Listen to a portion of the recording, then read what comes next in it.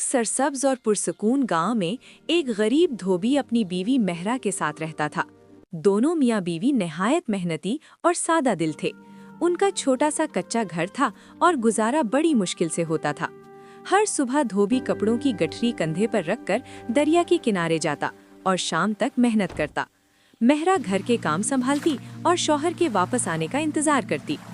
एक दिन हस्बे मामूल धोबी दरिया पर कपड़े धो रहा था कि अचानक उसकी नज़र पानी में तैरते हुए एक लकड़ी के संदूक पर पड़ी।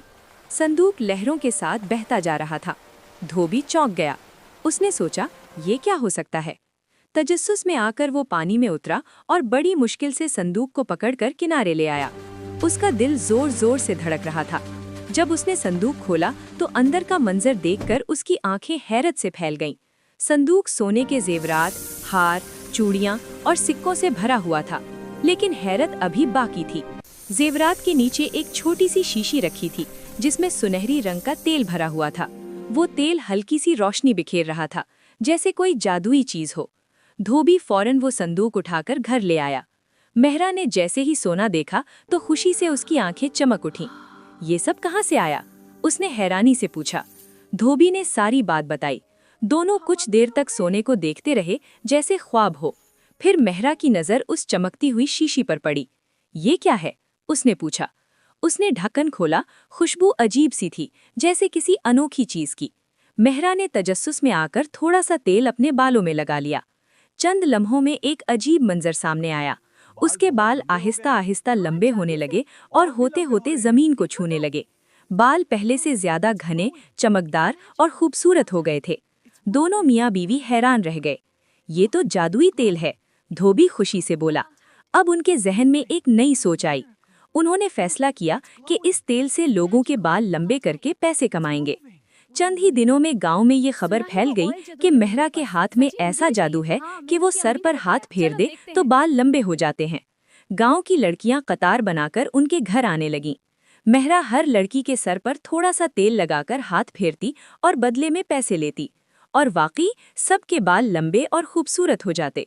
धोबी और मेहरा देखते ही देखते अमीर हो गए। उन्होंने गांव में एक बड़ा और खूबसूरत घर बनवा लिया। कीमती कपड़े, जेवरात और आराम की हर चीज उनके पास आ गई। लेकिन किस्मत को कुछ और मंजूर था। एक दिन धोबी किसी काम से दूसरे गांव जा रहा था। रास्ता जंगल से गुजरता था। जैसे ही वो घने दरख्तों के बीच पहुंचा, अचानक एक पुरस्रार आवाज गूंजी। वो रुक गया।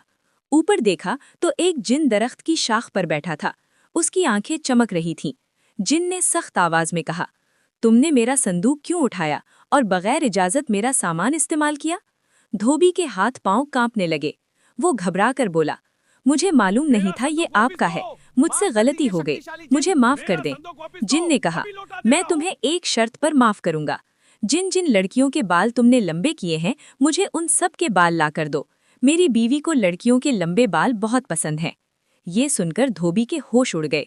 उसने चंद दिन की मोहलत मांगी और घर वापस आ गया। मेहरा को सब कुछ बताया तो दोनों परेशान हो गए।